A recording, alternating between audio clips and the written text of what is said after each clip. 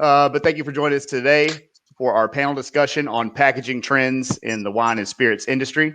My name is Adam Moffitt, Business Development Manager for UPM Raflatac in the Americas region. I will be your host for today's panel discussion. So I would like to take a moment and have our panelists introduce themselves. So Stefano, if you would, please go ahead and begin. Okay, thank you very much, Adam, and hello, everybody. I am Stefano Pistoni, and I am the Business Development Manager for Wine and Spirit at UPM Raflatac for the EMEA region. I collaborate with Adam. And what can I say about my job? I always say that I'm a privileged spectator of the wine and design industry. So I'm very happy to be in this community. Thank you, Stefano. Natasha, please introduce yourself. Yeah, hi, I'm Natasha. I'm a Creative Strategy Director at Butterfly Cannon. So we're a brand design agency that specializes in aspirational brands. That's kind of more premium brands that people want to pay more for. And a lot of that, probably about 70% of that is wines and spirits. So yeah, it's great to be part of this chat today. Excellent. Thank you for coming. And last but not least, Mikko. Hi, everybody. Pleasure to be here. I'm Mikko Koskinen, one of the 5 co-founders of Kyrö Distillery company. I used to take care of product packaging and all of that, and now I'm doing a little bit more on the go-to-market side things and taking this call from Berlin, Germany. Pleasure to be here. Thank you so much, and thank you all for your participation today. So we have 3 topics in a relatively short time period, so I think we should go ahead and begin. Everybody ready? Yes. All right. So sustainability is an ever-evolving topic, especially in the packaging industry. We've seen enhanced recycling, innovative labels, and every major brand really focusing on a sustainable push. So Stefano, I will start with you. How do you see the role of sustainability in wine and spirits packaging? Okay. I think that the role of sustainability in packaging is strictly depending on another element, which is a design. Sustainability starts with the choices made by the designers when they are in their creative process. And they need to have the knowledge and the competence to make the right choices. Okay. So we think that the collaboration is fundamental in this phase. And this is what we do. We educate, we support them, and we really love to support them side by side during this part of the journey. And we think it's very important, the collaboration, because we think we can provide all the relevant information, the credential, the support like LCA analysis, product comparison, and whatever is needed to make the proper communication, to communicate in a proper way to the brand and to the consumer, avoiding greenwashing.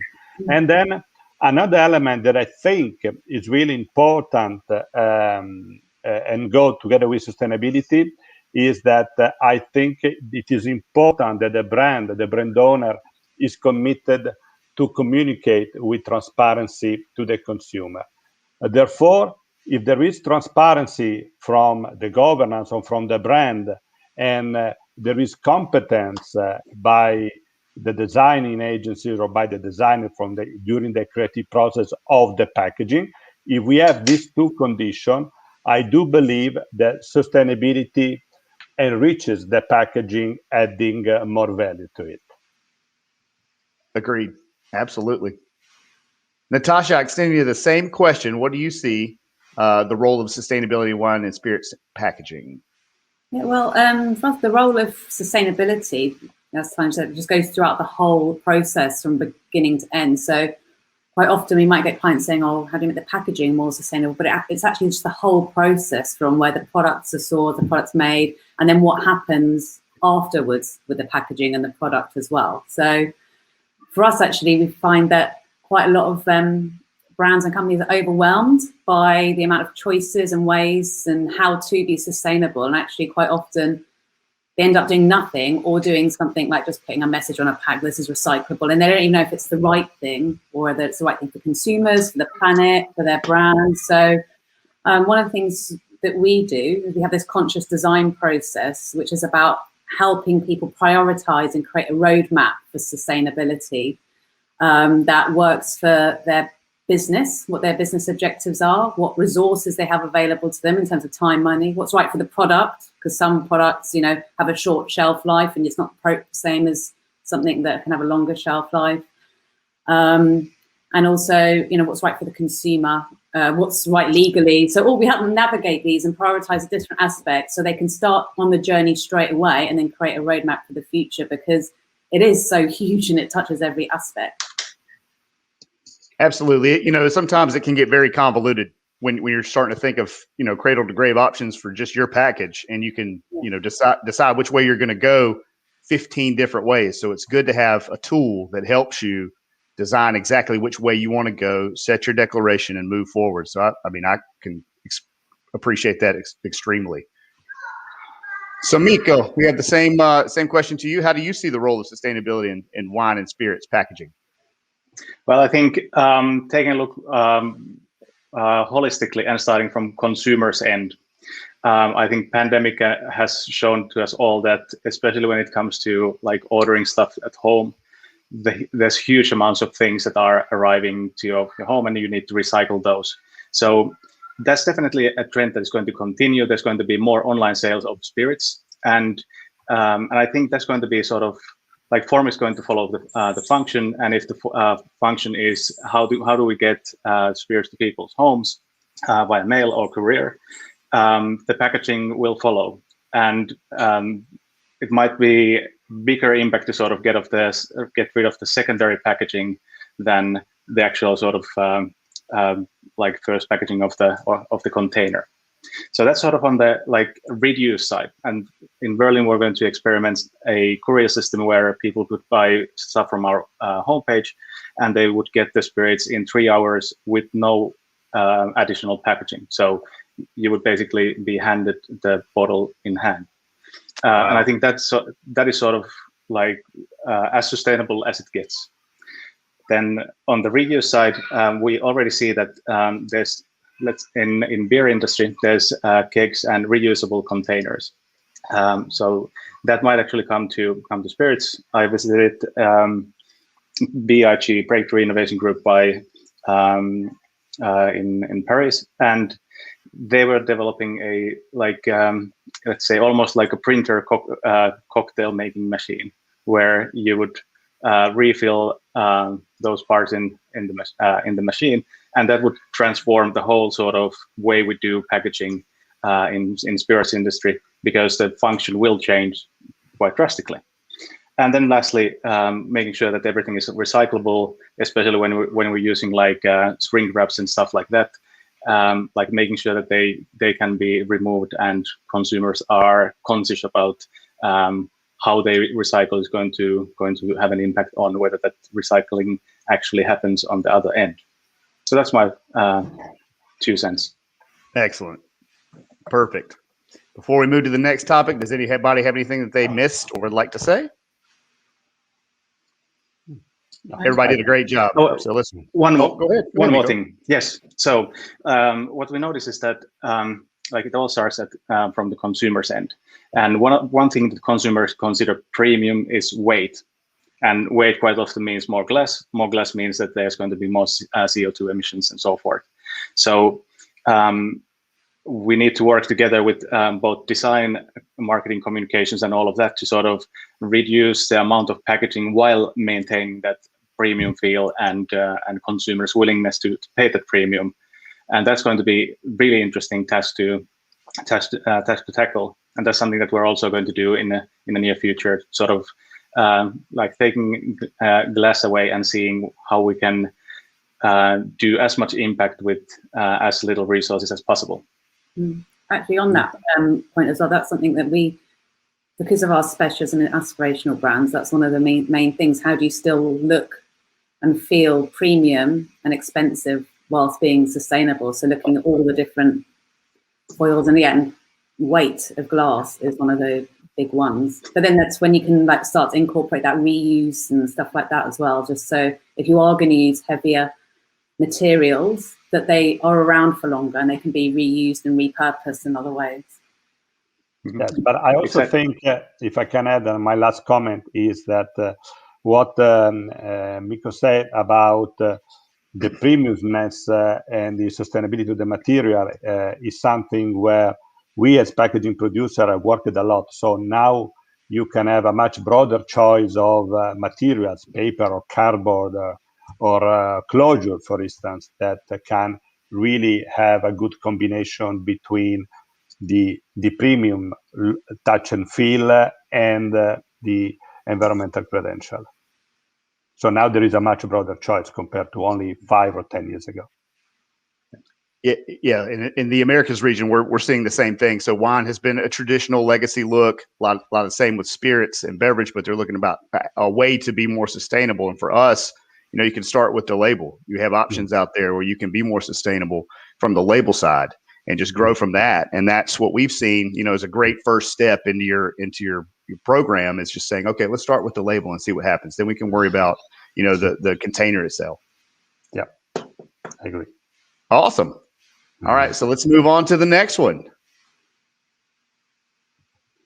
So on to the next question. So with new media platforms and global accessibility, interactions with new personalities are ever changing. So brands, old and new alike, are adopting their marketing to fit these new norms. Some choose to focus on new customer adoption and others to their loyal fan base. So I would like to know from your own perspectives, and we'll start with Mikko, what is needed to give personality to a brand?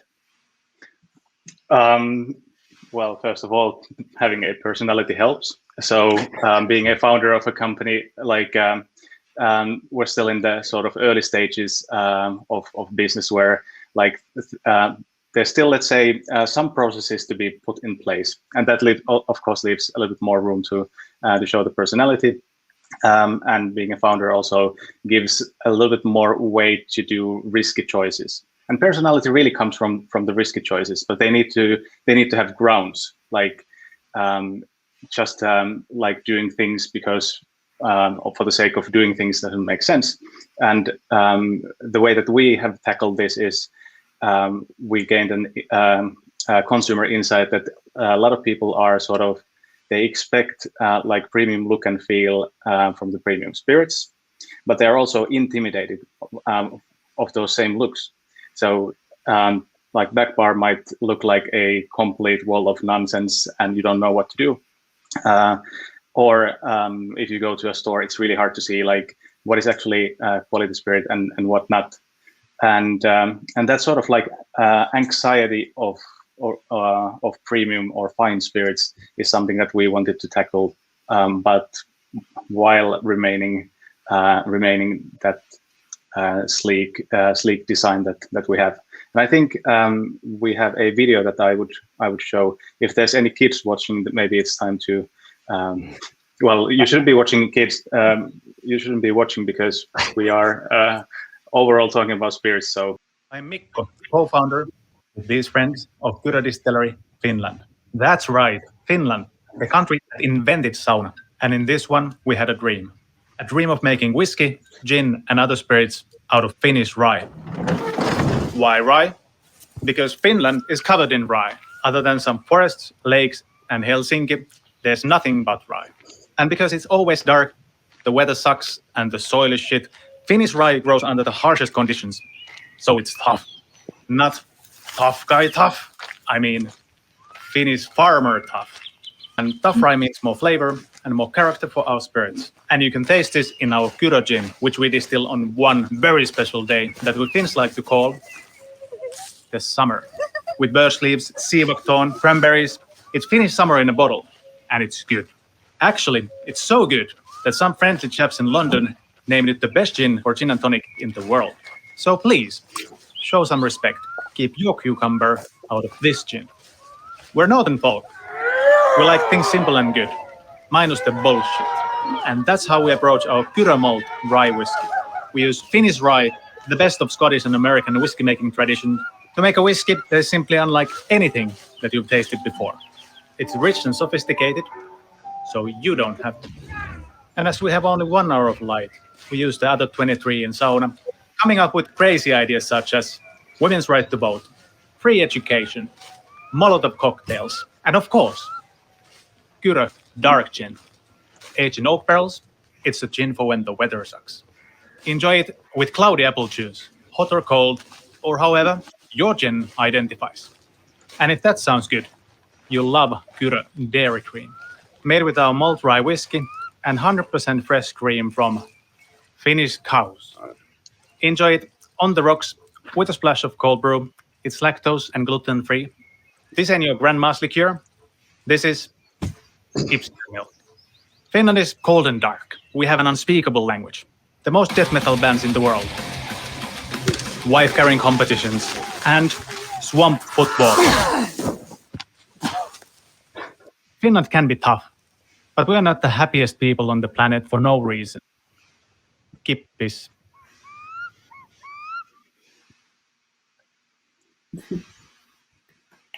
So I know we had a couple technical difficulties, but I hope everybody got to see it. If you didn't get a chance to see that video, please go to YouTube and see it. I know everybody said hide the kids, but my kids love that commercial. Maybe it's because I work for a Finnish company, but I mean, it's hilarious. So speaking of giving personality to a brand, I don't think you could have done any better. So in my opinion, that's one of the best commercials out there. So please go to YouTube and Google it.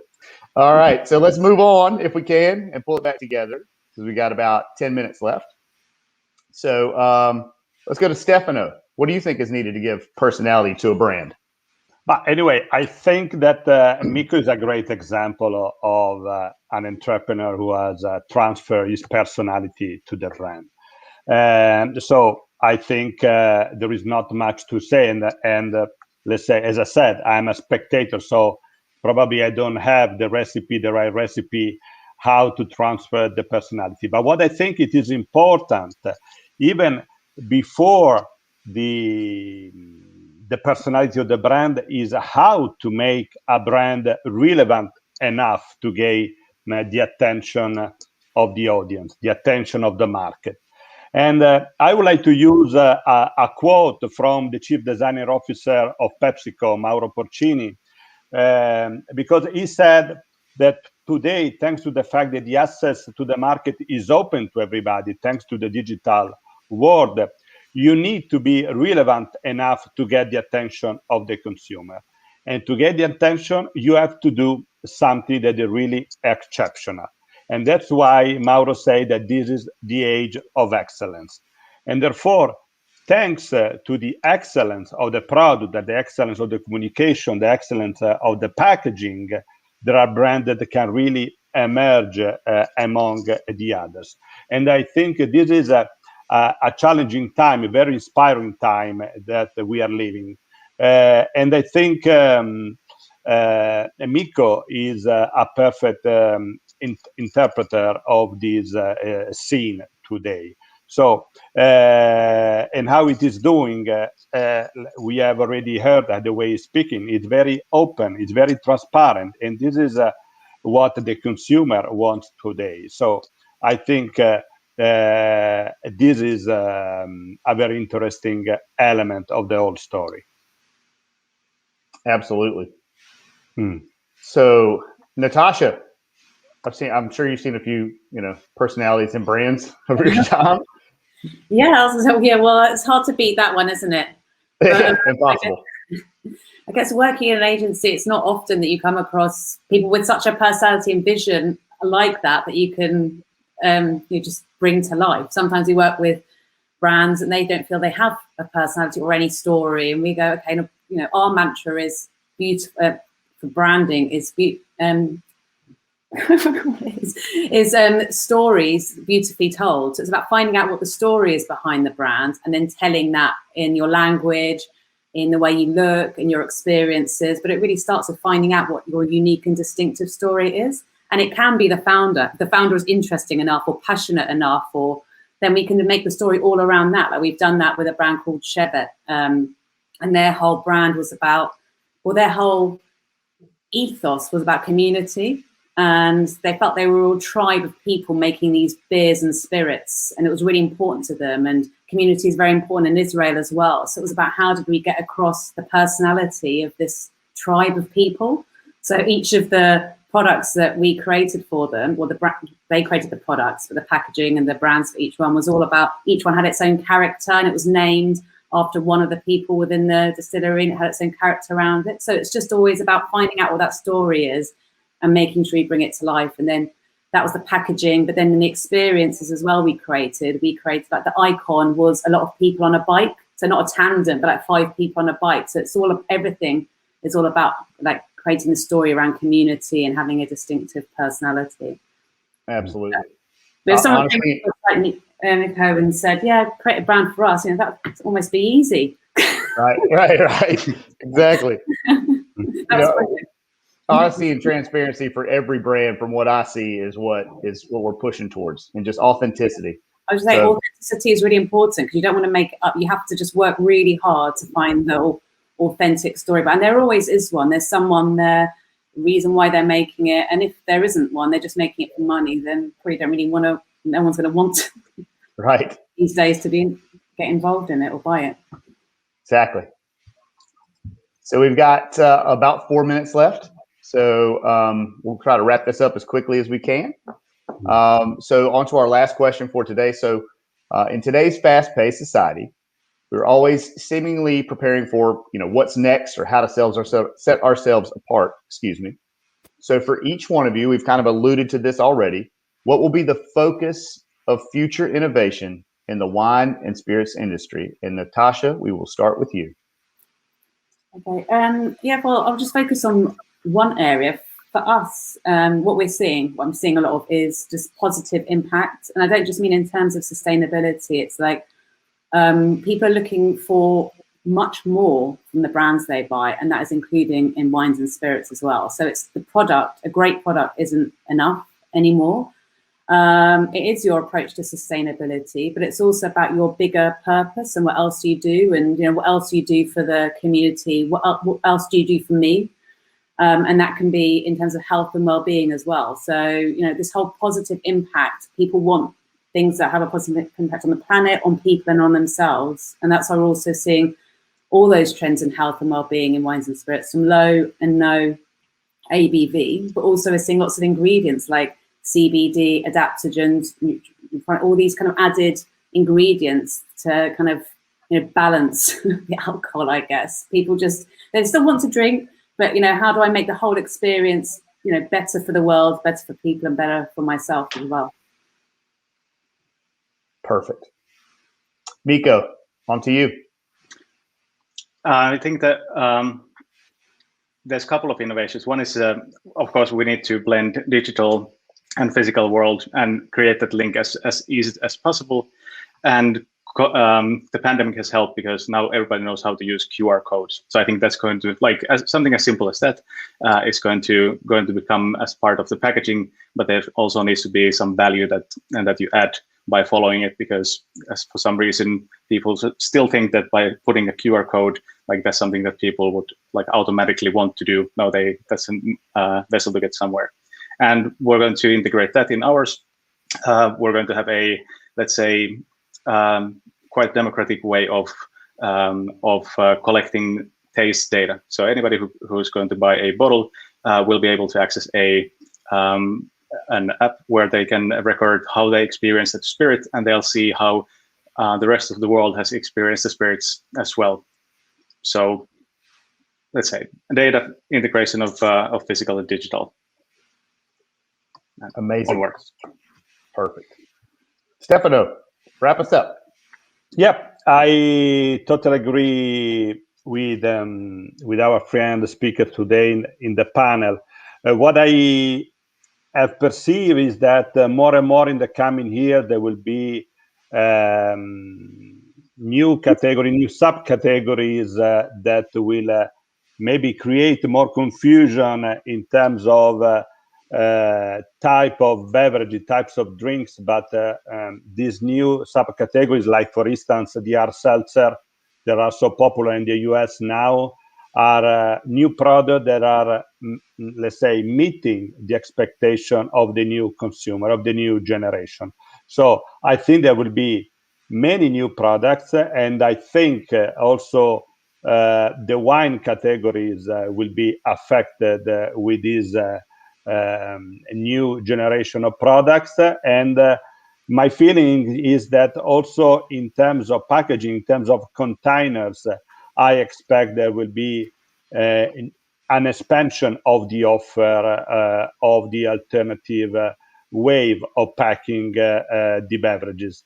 And like Mikko said, I do believe that the Internet of Packaging, what we call in Raflatac with our Rafmore division, IOP, will be more and more integrated into the packaging and will offer to the consumer a much more engaging and playful experience. So the stories that the brand would like to tell to the consumer will go through a different media and with a completely deeper experience. So I do believe in integration of the IOP with the packaging, and probably what we experienced with the pandemic, the speed up of the digitalization maybe will even accelerate this process. Yeah, I tend to agree with you. I think, everything's going to speed up, right? And that's to market, that's to consumer, that's to everything. So being prepared for that digitalization of an industry that's been traditional will be extremely important. But I mean, overall, I think, Adam, that it is obvious that everybody in these 4 days has spoken about digitalization and transparency, etc. But then this is a new media, and you need also new competencies, and the designers have, let's say, other opportunities, and the brand have other opportunities to communicate with their clients. Exactly. That's the exciting part of it, is that innovation never stops, and you can always, get better, right? Well, I think we're going to wrap up today. We've got some great questions that have come in, and I would love to answer all of them. But I just want to thank you all for your input and time today. Mikko and Natasha, I wish you both all the success that you can handle. And if you guys in the audience would like to further the conversation with Stefano and myself, all those burning questions that were coming in, please stop by our virtual booth in Pavilion 1 and say hello. Have a great day, everybody, and goodbye. Thank you. Bye-bye.